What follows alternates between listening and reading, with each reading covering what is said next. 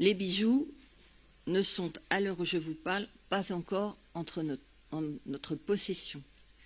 Je veux garder l'espoir qu'ils seront retrouvés et pourront être rendus au musée du Louvre et plus largement à la Nation. Ces joyaux sont dorénavant, bien évidemment, invendables. Pour rappel, s'il en était besoin, quiconque les achèterait se rendrait coupable à son tour de recel de ce crime. Il est encore temps de les restituer. Le samedi 25 octobre, dans la soirée, il a pu être procédé à l'interpellation de 2 hommes. L'un a été arrêté à 20 h à l'aéroport de Roissy, alors qu'il s'apprêtait à se rendre en Algérie sans billet de retour pour la France. Le deuxième suspect a été interpellé à 20 h 40 à proximité de son domicile. Rien ne permet d'affirmer qu'il était en partance pour l'étranger, contrairement à ce que certains médias ont diffusé. Ces 2 hommes sont soupçonnés d'être ceux qui ont pénétré dans la galerie d'Apollon pour s'emparer des bijoux. Le premier, âgé de 34 ans, est de nationalité algérienne. Il vit en France depuis 2010, plus précisément à Aubervilliers. Il était sans activité au jour de son interpellation, mais il avait auparavant exercé les professions de ripper et de livreur.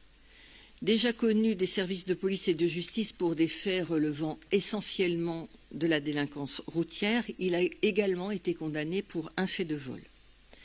Il a été ciblé grâce aux traces ADN retrouvées sur un des scooters ayant servi aux malfaiteurs. Le deuxième suspect est âgé de 39 ans. Il réside à Aubervilliers, où il est né. Il déclare exercer clandestinement l'activité de chauffeur de taxi, mais avait lui aussi exercé la profession de livreur. Il est déjà connu pour des faits de vol aggravés, perpétrés en 2008 et 2014, et il est par ailleurs sous contrôle judiciaire dans une autre affaire de vol aggravé qui doit être jugée en novembre au tribunal correctionnel de Bobigny. Il a relaté au cours de son audition que sur les faits de vol lui ayant valu ces condamnations, il s'agissait d'un fait de vol dit à la voiture bélier sur un distributeur automatique de billets.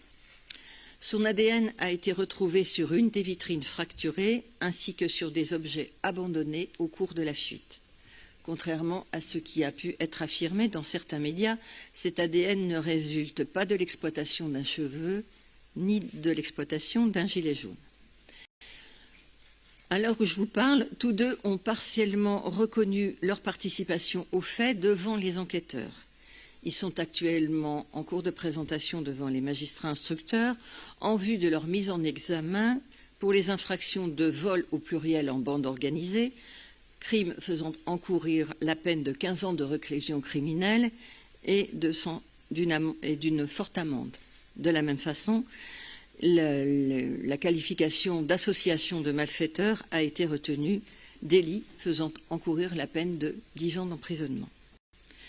L'ensemble des membres de l'équipe de malfaiteurs n'ayant pas été interpellés, je ne détaillerai pas davantage les éléments dont nous avons connaissance.